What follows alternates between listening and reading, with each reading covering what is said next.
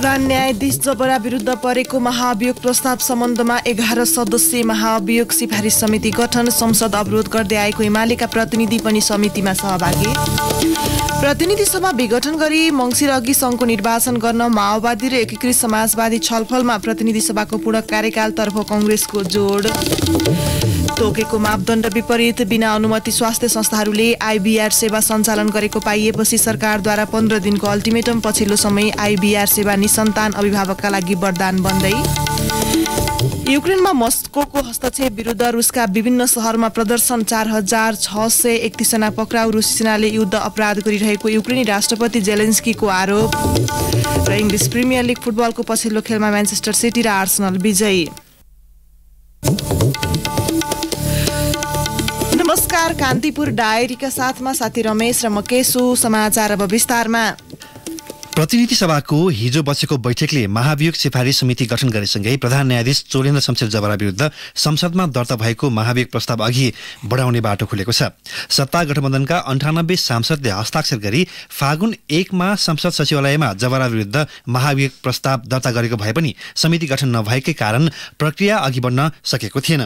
कुनै व्यक्ति विरुद्ध महाभियोग प्रस्ताव पेश गर्ने आधार र कारण आवश्यक भए नभएको छानबिन गरी सिफारिस गर्ने प्रयोजनका लागि प्रतिनिधि सभामा महाभियोग सिफारिस समिति गठन गरिने संवैधानिक प्रावधान छ। प्रतिनिधि सभा कार्यव्यवस्था समितिको हिजो बसेको बैठकमा दलहरूबीच समिति गठन गर्न सहमति भएपछि सभामुख अग्निप्रसाद सापकोटाले 11 जनाको नाम पेश गर्नुभएको हो। समितिमा एमालेका विष्णु पौडेल, लालबाबु पण्डित, शिवमाया तुम्बा हाम्फे र कृष्णभक्त पोखरेल छन्। त्यस्तै कंग्रेसका मीनबहादुर विक र रामबहादुर विष्ट, माओवादीका यशोदा सुवेदी र रेखा शर्मा, एकीकृत समाजवादीकी कल्याणी खड्का, लोसपाका एकवाल मिया र जसपाका प्रमोद शाह छन्। यी मध्ये 1 जना सभापति चयन हुनेछन्। संसद बैठकले उनीहरूको नाम बहुमतले स्वीकृत गरेको हो। प्रमुख प्रतिपक्षी एमालेले 6 महिनादेखि संसद अवरुद्ध गरे पनि संसदीय समितिलाई भने स्वीकार गरेको छ। एमाले संसदीय दलका उपनेता सुभाष चन्द्र नेगमाले भन्नुभयो, सदनमा अवरोध जारी राखे पनि हामीले समितिमा कुनै अवरोध गरेका छैनौं। समितिमा प्रतिनिधित्व गर्न नाम पठाउँदैमा हाम्रो अवरोध हट्यो भन्न मिल्दैन। हाम्रा माग पूरा नभएसम्म अवरोध रहन्छ। कानून न्याय तथा संसदीय मामिला मन्त्री दिलेन्द्र प्रसाद बडुले समितिमा एमालेले प्रतिनिधि पठाउनुले संसदीय प्रक्रियामा सहभागिता जनाएको संकेत गरेको बताउनु भएको छ।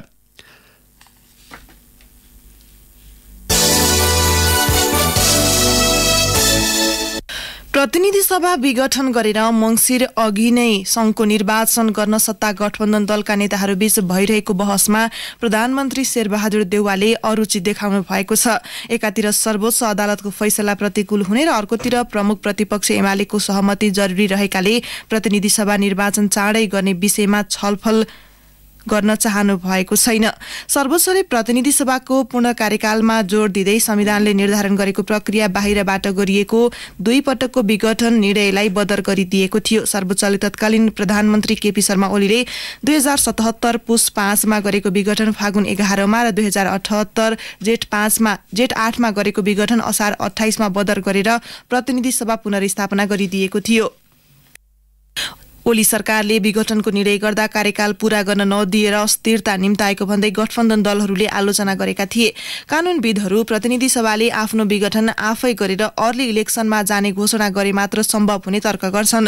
संविधानविद विपिन अधिकारी भने यो सरकार अल्पमतमा परेको अवस्थामा निर्वाचनमा जान सक्ने बताउनुहुन्छ। उहाँले भन्नुभयो, यो सरकार धारा 76(5) बमोजिम बनेकाले सदनबाट विश्वासको मत लिन सकेन भने जहिले पनि विघटन गरेर चुनावमा जान सक्छ। प्रतिनिधि सभा र स्थानीय तहमध्ये कुन निर्वाचन अघि गर्ने बहसमा प्रधानमन्त्री फस्न नचाहेको एक मन्त्रीले बताए। प्रमुख प्रतिपक्ष एमालेले वैशाख 30 मा तोकिएको स्थानीय तह निर्वाचनपछि प्रतिनिधि सभा र प्रदेश सभा चुनाव गर्नका लागि सकारात्मक संकेत दिएको छ। माओवादी केन्द्रका अध्यक्ष पुष्पकमल दाहाल र एकीकृत समाजवादीका अध्यक्ष माधव कुमार नेपालले स्थानीय तह निर्वाचनको तिथि तोक्नु अघि नै प्रतिनिधि सभामा निर्वाचन पहिले गराउन जोडबल गर्दै आउनु भएको थियो। अध्यक्ष नेपालले आफूहरूलाई दुःख दिने काम गरेको बताउनु भएको छ। लामो समयदेखि संसद अवरुद्ध पारेर गन्जागोल कायम राखेकाले अर्ली इलेक्सनमा जानुपर्ने उहाँको भनाइ छ। हाउस चल्न पनि नदिने, केही गतिविधि गर्न पनि नदिने, हाउसलाई पङ्गो बनाउने, भत्ता सत्ता खाने, हामीलाई पनि हैरान पार्ने। त्यस्तो हो भने त्योभन्दा पहिले अब पुरै संसदले नै अब केपी ओलीको वितण्डाको सामना गर्नलाई यसलाई भङ्ग गरिदिने, न संसद रहन्छ न हङ्गामा गर्ने ठाउँ नै रहन्छ चुनाव। अब त्यो पनि सोच्नुपर्छ। एकीकृत समाजवादीका अध्यक्ष नेपालले हिजो प्रतिनिधि सभा भंग गरेर निर्वाचनमा जानुपर्ने धारणा राख्नुभयो। तीनै तहका निर्वाचन एकैसाथ प्याकेजमै गर्न सकिने उहाँको भनाइ थियो। 2 पटक प्रतिनिधि सभा विघटन गरेका एमाले अध्यक्ष ओलीले आफ्नो एजेन्डा स्थापित हुने भएकाले छिटो निर्वाचन गराउन सहमति दिने बुझाइ गठबन्धन दलका नेताको छ। कांग्रेस प्रवक्ता प्रकाश शरण महतले गठबन्धन बैठकमा प्रतिनिधि सभा निर्वाचन अघि सार्ने अभिव्यक्ति नेताहरूबाट आए पनि गम्भीर ढंगबाट छलफल नभएको बताउनुभयो। कांग्रेसको जिल्ला अधिवेशन हुन बाँकी 16 मध्ये 8 जिल्लामा नयाँ नेतृत्व चयन भएको छ। तीमध्ये 4 जिल्लामा संस्थापन समूहका उम्मेद्वार विजयी भएका छन्। शेखर कोइराला समूहका 2 र रामचन्द्र पौडेल शशाङ्क कोइराला समूहका 1 जना विजयी भएका छन्। सिन्धुलीका जिल्ला सभापति कुनै समूहमा खुलेका छैनन्।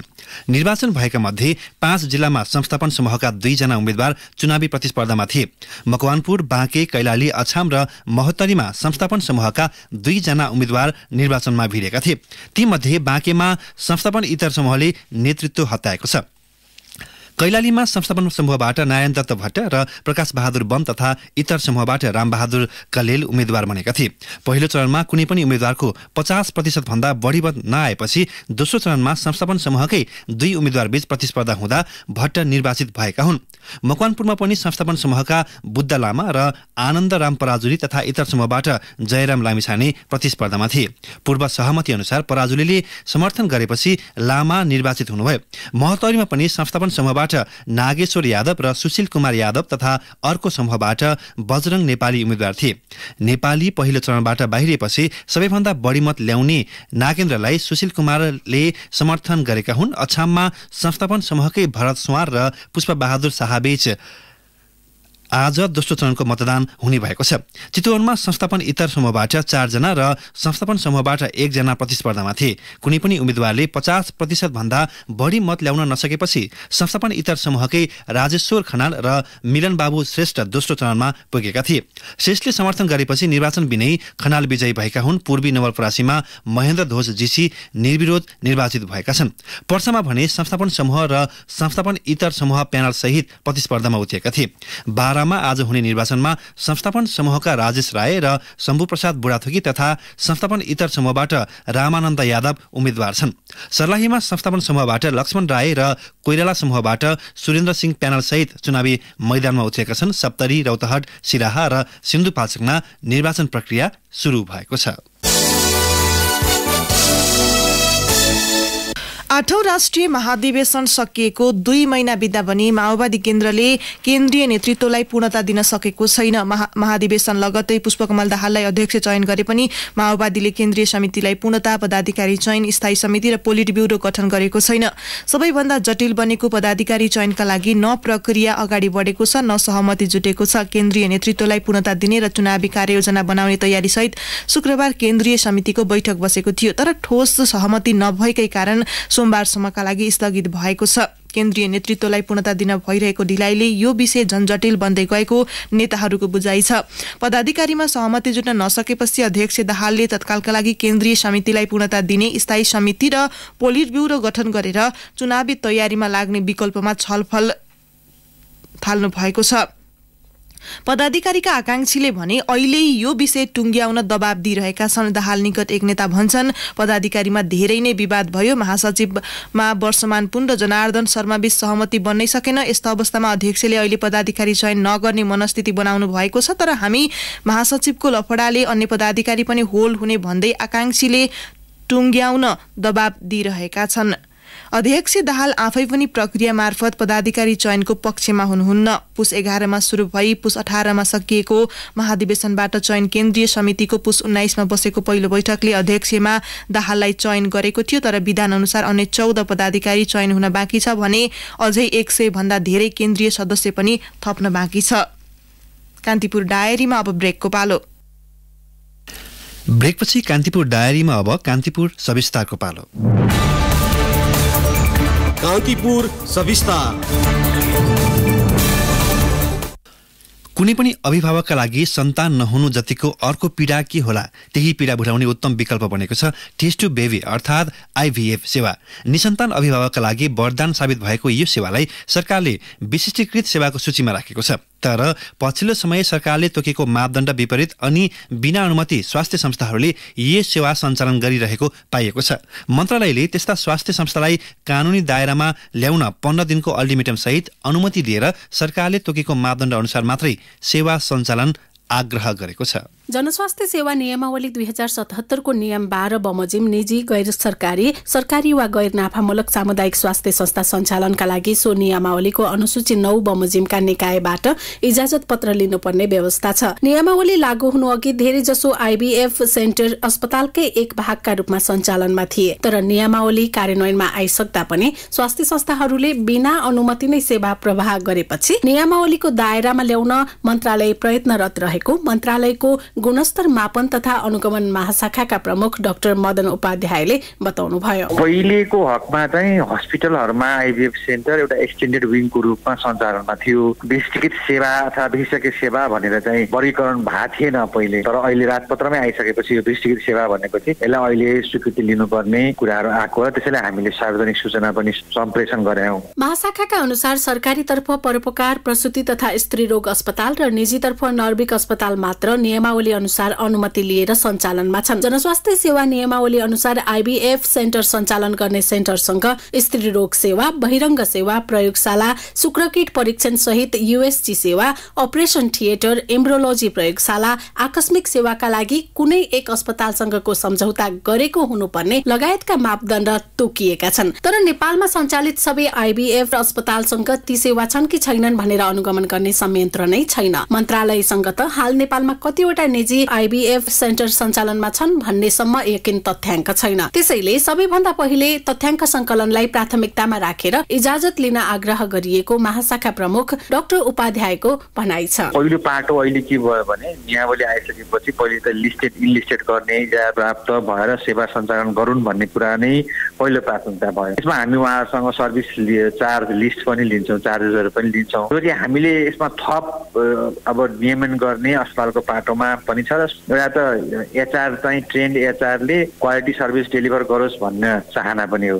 त्यसले गर्दाखेरि उहाँहरू चाहिँ कानुन तह चाहिँ स्वीकृति लिएर अगाडि बढ्नुहोस् भन्ने कुरा हो। त्यसपछि अनि हामी त्यो शुल्कको पनि नियमन पक्कै पनि गर्छौँ। नेपालमा निसन्तानपनको समस्या भएकाको तथ्याङ्क समेत यकिन छैन, तर फर्टिलिटी सोसाइटी अफ नेपालका अनुसार 15 देखि 20% जनसङ्ख्यामा निसन्तानपनको समस्या रहेको अनुमान छ। सोसाइटीका अध्यक्ष एवं नेपालमै पहिलो पटक टेस्ट ट्युब बेबी सेवा भित्र्याउने वरिष्ठ स्त्री तथा प्रसूति रोग विशेषज्ञ डाक्टर भोला रिजाल मानव स्वास्थ्य र मानवीय समवेदनासँग सम्बन्धित पनि भएकोले कुनै पनि किसिमको हेलचेक्राइ गर्न नहुने र सबै स्वास्थ्य संस्था सरकारको मापदण्ड भित्र आउनुपर्ने बताउनुहुन्छ। त्यसमा धेरै कुरा इन्भल्भ हुन्छ। बिरामीलाई बेहोस गराउने कुरादेखि लिएर ओभम पिकअपका कुराहरू हुन्छन्। त्यसकारण अवैध रूपमा पर्मिसनै नलिइकन बाहिर पुरै पोलिक्लिनिक अस्पताल सञ्चालन गरेको छ भनेदेखि त त्यसको जुन रिजल्ट हुन्छ त्यो त राम्रो हुँदैन। सरकारले जब हामीलाई प्रोटेक्सन दिएको छ, हाम्रो सुरक्षा ऐन लागू गरेको छ, सरकारबाट पर्मिसन लिएर तपाईहरु गर्नुस् भनेर सुरुदेखि भनेको छ भनेदेखि पर्मिसनै नलिइकन केही चीज गरेको छ भने त्यो चाहिँ ठिक होइन। सरकारले पनि सरकारवालासँग समन्वय गरेर यस सेवालाई थप विशिष्टीकृत, सरल र सहज पहुँच स्थापित गर्न सक्नुपर्ने डाक्टर रिजाल सुझाउनुहुन्छ। सरकारले पनि अहिले 5 ठाउँ बाहिर खोल्ने प्रयास गरिरहेको छ। त्यसमा पनि हाम्रो सहभागिता छ। कसरी के गर्नुपर्छ स्टेक होल्डरहरूसँग पनि बस्यो, सरकारले पनि बसेर के गर्दाखेरि राम्रो हुन्छ भनेर धेरै कुराहरू अहिले परिवर्तन भइसकेका छन्। राम्रो पनि भइरहेकै छ। त्यसमा बसेर छलफल गरेर गर्न सकिन्छ। यो सेवा महँगो सेवा मध्येकै एक हो, तर अनुगमनको कमी र सरकारले ध्यान दिन नसक्दा पछिल्लो समय निसन्तान दम्पतिको उपचारको नाममा चर्को शुल्क लिँदै आएको पाइएको छ। सरकारले यस सेवालाई व्यवस्थित बनाउने हो भने अनुमति दिने औपचारिकताको प्रक्रियामा मात्रै कडाई नगरी अनुगमन र नियमन पनि गर्नुपर्ने लामो समयदेखि IVF सेवामा संलग्न डाक्टर आकृति भारती बताउनुहुन्छ। गभर्नमेन्ट लेभलबाट इन्स्पेक्सन गरेर ल यहाँ चाहिँ क्वालिटी सर्भिस दिएको रहेछ भनेर सुपरभिजन पनि त हुनु पर्यो नि। गरिरहेछ कि के गरिरहेछ भने हेर्न आउनु पर्यो हैन। मेडिसिनहरू अवेलेबल गराउनको लागि इजी बनाइदिने हैन, अथवा कन्ट्रीमा नै त्यो एक्सेसहरू सुरु गरिदिने, त्यस्तोहरू गर्न सकिन्छ। प्राकृतिक रूपमा बच्चा जन्माउन असफल भएकाहरूको लागि यो सेवा सेवा राम्रो विकल्प हो। त्यसैले पनि गैरकानूनी रूपमा च्याउसरी थपिँदै गएका स्वास्थ्य संस्था र उपचारका नाममा बढ्दो व्यापारीकरणलाई रोक्न पनि सरकार र सरकारवाला सचेत हुनु आवश्यक छ। साथै यो सेवामा सर्वसाधारणको पहुँच स्थापित गर्ने विशेष कार्ययोजना निर्माणमा पनि सम्बन्धित पक्ष उत्तिकै चनाखो हुन जरुरी छ। रेडियो कान्तिपुरका लागि इन्द्रलक्ष्मी घिमिरे, काठमाडौँ। कान्तिपुर सविस्तार।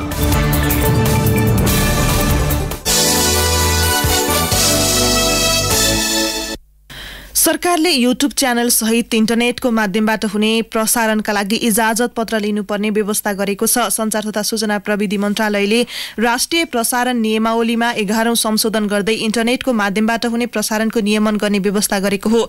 यो संशोधनले युट्युब र त्यस्तै प्रकृतिका अन्य प्रसारणलाई पहिलो पटक कानूनी दायरामा ल्याएको छ।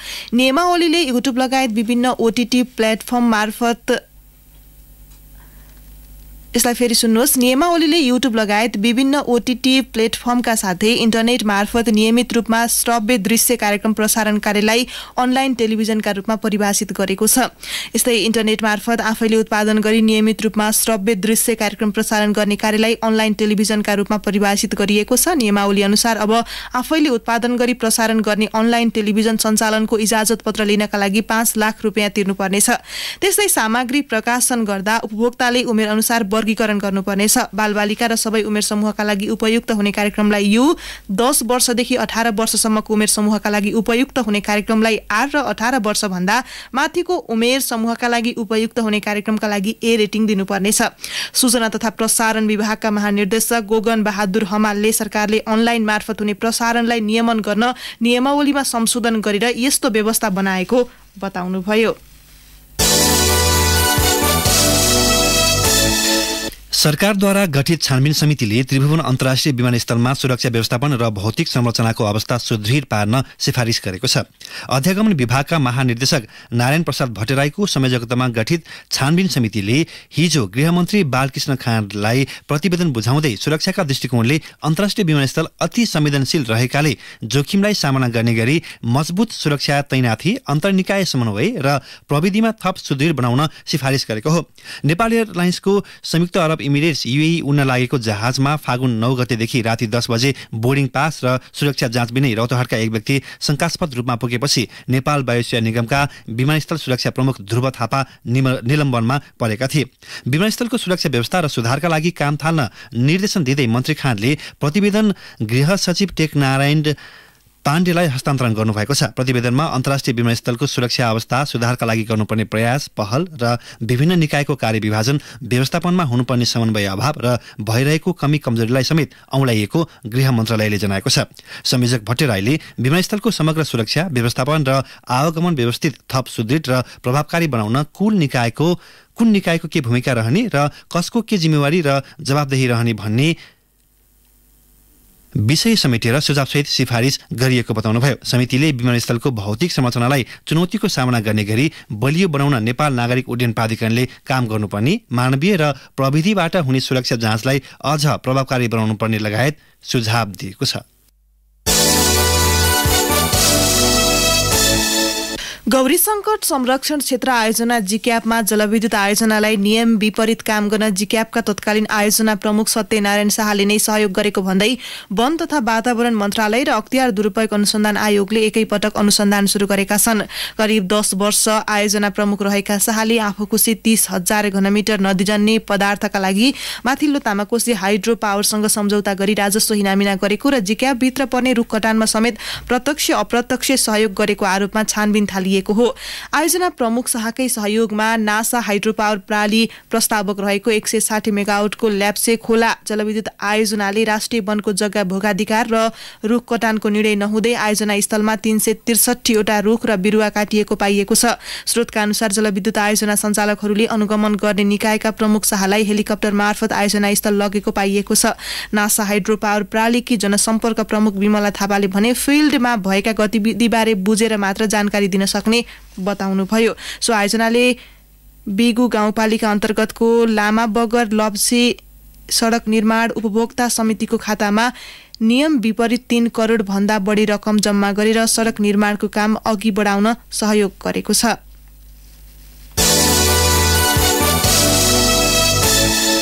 नाबालिकालाई जबरजस्ती करणी गरेको अभियोगमा जिल्ला प्रहरी कार्यालयको हिरासतमा तनहुँको हिरासतमा रहेका कलाकार पल शाहलाई जिल्ला अदालतले थप 12 दिन थुनामा राख्न अनुमति दिएको छ। शाहलाई प्रहरीले हिजो उपस्थित गराएकामा अदालतले थप अनुसन्धानका लागि म्याद थप गरेको प्रहरी उपरीक्षक राजेन्द्र बहादुर रेग्मीले बताउनुभयो।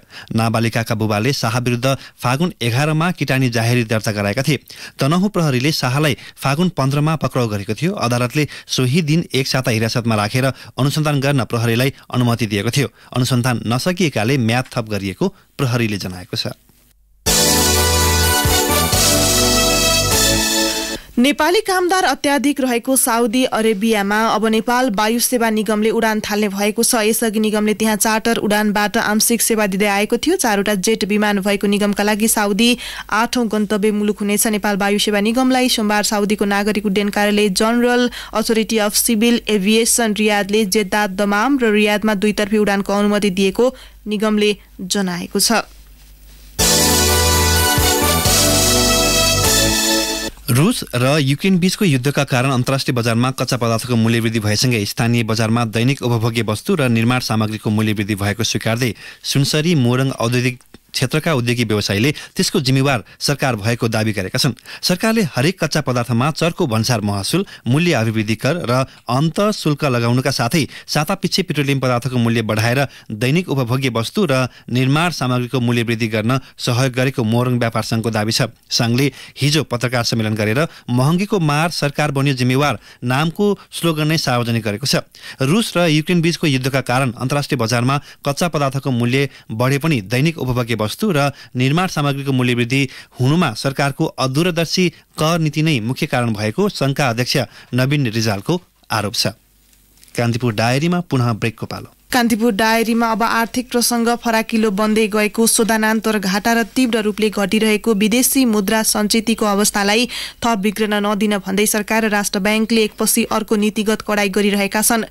सोही क्रममा हिजो सुन आयातको कोटा घटाएर प्रतिदिन 10 किलो बनाइएको छ। यसअघि प्रतिदिन 20 किलो सुन आयात गर्न पाइने व्यवस्था थियो। व्यवसायीहरूले बजारमा प्रतिदिन 30 देखि 40 किलो सुनको माग रहेको दावी गर्दै आएका छन्। राष्ट्र ब्याङ्क एक्लैले मात्र सुन आयातको कोटा निर्धारण गर्न सक्दैन। यसका लागि सरकारको अनुमति चाहिन्छ। बाह्य क्षेत्र निरन्तर बिग्रिँदै गएपछि सुन आयातमा कडाई गर्नेबारे केही महिना अघि नै राष्ट्र ब्याङ्कले प्रस्ताव गरेको थियो। गत साता मन्त्रालयबाट सहमति पाइएपछि कार्यान्वयनका लागि राष्ट्र ब्याङ्कले निर्देशन जारी गरेको हो। यस्तो व्यवस्थाले बजारमा सुनको अनौपचारिक कारोबार बढाउने आशंका पनि गरिएको छ। बजार माग भन्दा पनि अप्ठ्यारो परिस्थितिबाट अर्थतन्त्रलाई जोगाउन सुन आयातको परिमाण घटाउनु परेको राष्ट्र ब्याङ्कले जनाएको छ। आयातको ग्राफ उच्च हुँदै जाँदा विदेशी मुद्राको सञ्चित घट्दै गएको तथ्याङ्क बाहिर आएको छ। यस्तोमा स्वदेशमा पनि उत्पादन हुने वस्तुको आयात कसरी कम गर्ने भन्दै अर्थ मन्त्रालय र राष्ट्र बैंकका अधिकारीहरू दिनहुँ जसो समीक्षा गरिरहेका छन्। मुलुकमा आयात हुने वस्तुका तुलनामा निर्यात नबढेको चिन्ता गर्नेहरूका लागि खुसीको खबर छ। नेपालबाट प्रशोधित पानी निर्यात बढेको छ। मुलुकको व्यापार घाटा कम गराउन परिमाण उल्लेख्य होइन, तैपनि आयातका तुलनामा प्रशोधित पानीको निर्यात उच्च रहेको भन्सार विभागको तथ्याङ्कले देखाएको छ। चालु आर्थिक वर्षको 3 महिनामा मात्र 24 करोड 35 लाख 45 हजार रुपैयाँ बराबरको पानी निर्यात भएको छ। मङ्सिर पुस माघमा मात्र 44 लाख 47 हजार 533 लिटर पानी निर्यात भएको तथ्याङ्क छ। नेपाली उद्योगले प्रशोधन गरेको पानी Australia, UAE, Bharat, Poland, Japan, बेलायतमा निर्यात भइरहेको हो। पानी र आइस पनि आयात निर्यात हुने गरेको विभागले जनाएको छ। गत वर्ष 6 करोड 3 लाख 81 हजार रुपैयाँको 10 लाख 91 हजार 428 लिटर पानी चीन, कतार र भारतमा निर्यात भएको थियो। अब अन्तर्राष्ट्रिय प्रसंग। युक्रेनमा जारी युद्ध विरुद्ध रुसका विभिन्न शहरमा प्रदर्शनमा 4631 जना पक्राउ परेका छन्। रुसका 64वटा शहरमा भएको प्रदर्शनमा राष्ट्रपति भ्लादिमिर पुटिनका कट्टर आलोचक एलेक्सी नाभाल्नीका समर्थक सहभागी थिए। रुसले युक्रेनमा हस्तक्षेप गरेदेखि भएका प्रदर्शनका क्रममा 13,028 जना पक्राउ परेका छन्। यसैबीच युक्रेनका राष्ट्रपति भोलोदिमिर जेलेन्स्कीले राजधानी कियवमा भइरहेको युद्ध अपराध विरुद्ध कडा नीति अवलम्बन गर्ने बताउनु भएको छ। रुसी सेनाले सर्वसाधारणमाथि गरेको आक्रमण विरुद्ध युक्रेनी सेनाले बदला लिने जेलेन्स्कीको भनाइ छ। युक्रेनमा हस्तक्षेप गरी रुसी सेना सर्वसाधारणलाई निशाना बनाइरहेको जेलेन्स्कीको आरोप छ। जेलेन्स्कीले पश्चिमा मुलुकहरूलाई मस्कोमाथि थप दबाव सिर्जना गर्न आग्रह गर्नुभएको छ। रुस थप आक्रामक भइरहेकाले हालका प्रतिबन्धहरू प्रभावकारी नभएको जेलेन्स्कीको भनाइ छ। युक्रेनमा रुसले हस्तक्षेप गरेपछिको 11 दिनको समयमा 15 लाख मानिस शरणार्थी भएका छन्। अब खेल प्रसङ्ग इङ्ग्लिस प्रिमियर लिग फुटबलको पछिल्लो खेलमा म्यानचेस्टर सिटी र आर्सेनल विजयी भएका छन्। म्यानचेस्टर सिटीले म्यानचेस्टर युनाइटेडमाथि 4-1 गोल अन्तरको जित निकालेको छ। तालिकाको शीर्ष स्थानको म्यान सिटीले जितसँगै दोस्रो स्थानका लिभरपुलसँगको अङ्क दूरी 6 मा पुर्याएको छ। म्यान सिटीको 28 खेलबाट 69 अङ्क छ भने एक खेल कम खेलेको लिभरपुलको 63 अङ्क छ। गए रातिको खेलमा हार बेहोरेको म्यान युनाइटेड एक स्थान तल झर्दै 5औं स्थानमा पुगेको छ। म्यान सिटीको जितका लागि केभिन डी ब्रुइन र रियाद महारेजले समान 2-2 गोल गरे। म्यान युनाइटेडका लागि जेडेन सान्चो एक मात्र सान्त्वना गोल गरेका थिए। पछिल्लो खेलमा विजय भएको आर्सेनल 4औं स्थानमा उक्लिएको छ। आर्सेनलले वाटफोर्डमाथि 3-2 गोल अन्तरको जित निकालेको हो। जारी सिजन वाटफोर्ड 19औं स्थानमा रहेको छ। अब मौसम सम्बन्धी जानकारी। मुलुकका पहाडी तथा हिमाली भूभागमा सामान्य बदली रही बाँकी भूभागमा मौसम सफा रहने मौसम पूर्वानुमान महाशाखाले जनाएको छ। केही बेर अघि 12 डिग्री सेल्सियस रहेको काठमाडौँ उपत्यकाको अधिकतम तापक्रम आज 25 डिग्री सेल्सियससम्म पुग्नेछ। सूर्योदय बिहान 6:22 भयो भने सूर्यास्त साँझ 6:08 हुनेछ। हवस् त यिनै प्रसङ्ग सहित कान्तिपुर डायरीको यो बुलेटिन अहिलेलाई यही सकिन्छ। अहिले केही बेरमा प्रसारण हुने हाम्रो नियमित कार्यक्रम द हेडलाइनर्समा आज हामी पूर्व मन्त्री तथा एमाले नेता शेरबहादुर तामाङसँग कुराकानी गर्दैछौँ। सुन्ने प्रयास गर्नुहोला। अहिलेलाई साथी रमेश र म केही सुविधा हुन्छौँ। नमस्कार।